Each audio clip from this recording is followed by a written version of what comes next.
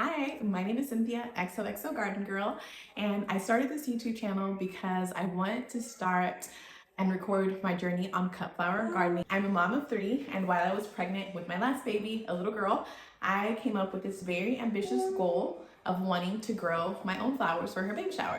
Did it work? No, it didn't. But I did learn a lot and I did have some successes. So this year, since I did have a partial success last year, I know I can do it this year. And I just wanted to document and create like a journey, start a YouTube, and hopefully I could get better tips and we can try this together. If you're wanting to start your own garden, like to the right place. I have no expectations, truly. I just want to do this for fun. I love trying new things. I am a trial and error person. I do not have specific expectations. If it works, it works. If it doesn't, I learned. And so I'm basically going to apply everything that worked and didn't work for me last year. And hopefully this spring and summer, I'm going to have a big flower garden in my backyard. So welcome. Okay, so before sharing my journey and what exactly happened last year, I did want to share just some general things that I learned and that it's really important when you're gardening. So one, it's important for me, I like to see quick results. I immediately, figured out that I wanted to do a cut flower garden, ordered my seeds, ordered my container, and everything was planted within a week. This year, I don't want to do that. I'm going to actually map out what seeds I have, map out when is the right time to garden them. I'm going to succession plant this year. I'm going to do some seedlings indoors and some seedlings outdoor. Last year, there was no thought process. It was just, I was so excited, do what I have to do, and did it. So planning is a big thing. Secondly, pick a spot where you get a lot of sunshine. That really does matter. For me, the perfect spot aesthetically would be along my fence. Just don't get that much sunshine there. So I kind of have to do when you walk outside of my door, basically. But plus of that, it's right outside of my bedroom window. So I love having my windows open and seeing my beautiful garden. Last year, I did use a container and you'll see it in my video. I didn't have any complaints about the container except for I truly do not like feeling like contained. I wanted to be big. I don't think it's aesthetically pleasing in my backyard for me to have multiples of that container where in the area. And so I'd rather have kind of like an area instead of containers. And so that's one thing. Last year I did do containers. This year I will not do containers, but I don't think there's any right or wrong answer. Soil is another important thing to consider. You can just dig right into the ground and plant your flowers, but of course, seeds and your flowers need nutrients, and so adding compost, nutrients, specific fertilizers, and just doing research on what works. I know that there's like granule fertilizer, some things like roses when you're first starting out, they don't do well with those, and so you're gonna have to use liquid fertilizers. I would just say do your research. Last year, I did not use a lot of fertilizers. This year I am, and I have done my research. I'm going to plant bare root roses, and I got them from Heirloom Roses. And so I did buy some of their liquid fertilizers, and I'm just doing a little bit of more research. I haven't gotten them yet, and so I haven't started that, but that is something to consider, and that is very important. Do not skip over looking into what type of soil and nutrients you should use before starting. Picking your seeds. If you're like me, you might just go for just looks. Last year, that is what I did. I did some research just from TikTok. I also bought this amazing book from Floret Farms, and just looking at the pictures and kind of doing research on what will grow good in 9B. That's what I picked. Last year, I started with anemones, ranunculus, zinnias, snapdragons, and sunflowers. Those are the only things that I planted last year. And soon you'll be able to see what came to fruition and what did not. But it's not scaring me regardless. This year I have a lot more variety that I'm starting, but I will say when you're first starting out, start small. Don't overwhelm yourself. Again, just have fun. All right, so planning is important, lighting is important. Picking an area where you're going to get at least 6 hours of direct sunlight, very important. Some plants can get away with, or flowers can get away with partial sunlight, but mostly full sunlight. For me, that is tricky. I do live in zone 9B, which is very hot. And so even like we're in winter now and it's very hot outside.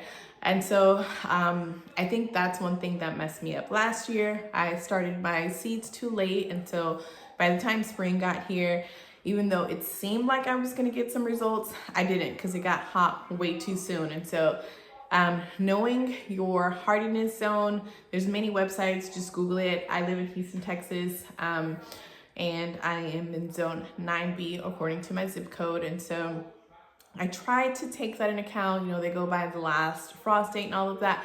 But again, since it is super hot here and we don't have many frozen days, I kind of go by it. I did go by it last year, and like I said, it didn't work out for me because it got hot way too soon.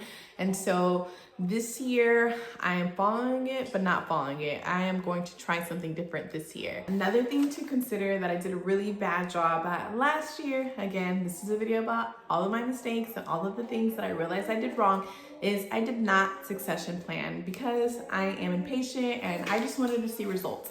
But this year I will be succession planning. And remember, we are going for cut flower gardens. So these gardens are not just for vanity. It's not just to look cute in front of our house. They are beautiful. But the goal is to be able to cut flowers, make bouquets, put them in vases.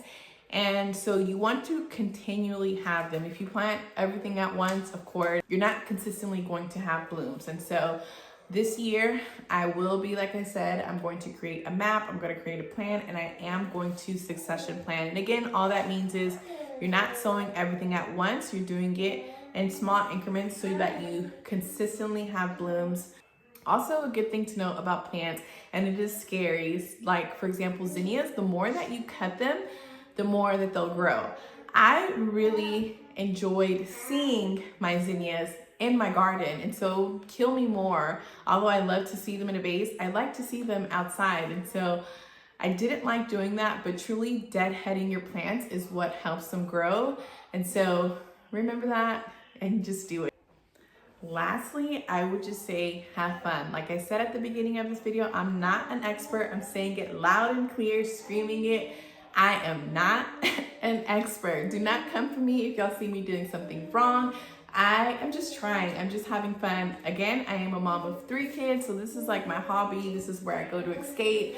And my only goal is to just have, you know, something for me and my daughter to bond over, have something beautiful in our garden, and continuously bring in blooms, you know, give them to my family, my friends, my neighbors. I am an artistic person. I love DIY projects. I love learning as I go. And so if you see me doing something that you don't think I should be doing, say it nicely, give me advice. I promise that I'll take it. If you're like me and you want to start something new, you want to start a garden, I promise it's life-changing. Once you see that first little bloom, once you see that first butterfly in your garden, you're going to be hooked. That is one thing that me and my children love so much. Every time there was a butterfly out there, and all day long we had butterflies, different colors, you're going to be hooked. So if you want to start with me, let's go. Starting now, let's do it. There's nothing to lose. So here is a little bit of my journey and how I did it last year. Seedlings inside last year. That is just something that I saw many other gardeners doing, and so I thought I better do the same. It is tricky for me because, like I said, it does not get super cold here in Houston.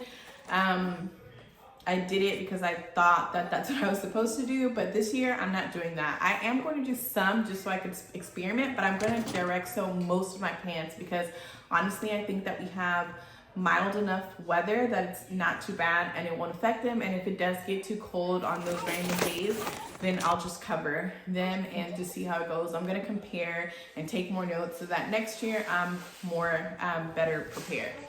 So that is one thing that I did. Like I said, here's the whole process. So as you can see, once I went to go transplant, it seemed like everything was going well. I had so much bloom, so much greenery. My ranunculus they seemed amazing, but I will say again, I think I started too late last year, and so by the time it was actually time for my ranunculus to grow, they never had a chance because it is so hot here in Houston. And so I got 0, yes, you heard me, 0 ranunculus blooms. I got 1 baby anemone, and as you can see, like it was like barely there. It was there, but I did not get many blooms. That was my single one. One thing that did shock me was my zinnias. I will now forever always plant zinnias. It was also the weirdest thing because it went for a while where it seemed like I had nothing in my garden. There was nothing there. Nothing was going on. Eventually, once my daughter was born, honestly, I just stopped paying attention to the garden. And the next thing you know, I had blooms, and then they just kept coming and coming, and the butterflies kept coming.